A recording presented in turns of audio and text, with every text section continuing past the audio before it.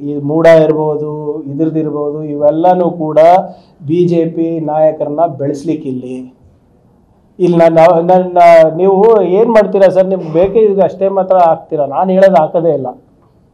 ನೀವು ಎಲ್ಲೆಲ್ಲಿ ಬಿಜೆಪಿ ಸರ್ಕಾರ ಅಥವಾ ಬಿಜೆಪಿ ದಯವಿಟ್ಟು ಸರ್ ಬಿಜೆಪಿ ಪಕ್ಷ ನಾಯಕತ್ವ ಕೊರತೆ ಇದೆ, ಅಸಮರ್ಥರಿದ್ದಾರೆ, ಅಲ್ಲಿ ರಾಜ್ಯಪಾಲರನ್ನ ಯೂಸ್ ಮಾಡ್ತಾರೆ.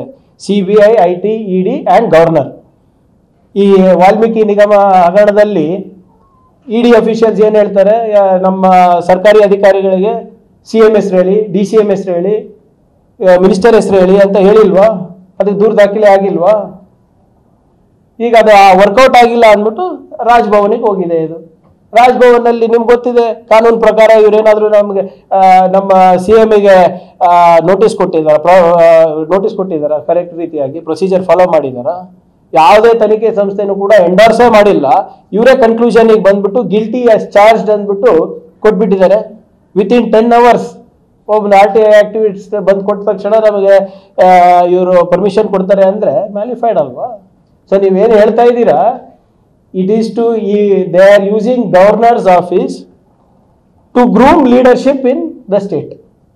ಯಾಕಂದ್ರೆ ಬಿಜೆಪಿನಲ್ಲಿ ಅವ್ರದ್ದು 3 ಬಾಗಿಲೆಲ್ಲ 100 ಬಾಗಿಲಾಗ್ಬಿಟ್ಟಿದೆ. ಪಾದಯಾತ್ರೆನಲ್ಲಿ ನೋಡಿದ್ರಲ್ಲ, ಅದು ಸಕ್ಸಸ್ಫುಲ್ ಆಗ್ಲಾರ್ದ ಕಾರಣನೇ ಇವತ್ತು ರಾಜ್ಯಪಾಲರಿಗೆ ಇವ್ರು ಆಕ್ಟಿವೇಟ್ ಮಾಡಿರೋದು. ಇವತ್ತು ಅಲ್ಲಿ ಹೋದ್ರ senior leaders, BJP senior leaders ಹೋದ್ರೇನ್ರಿ?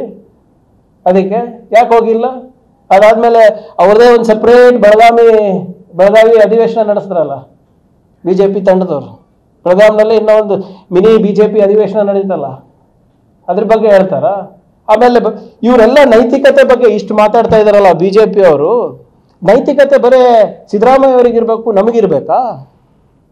ಯಾಕೆ ಇವರು ಪಾಕ್ಸ್ಕೋ ಕೇಸ್ನಲ್ಲಿ ಇವ್ರ ಅಪ್ಪಾಜಿಗೆ ಸರೆಂಡರ್ ಮಾಡಿಸ್ತಾ ಇಲ್ಲ?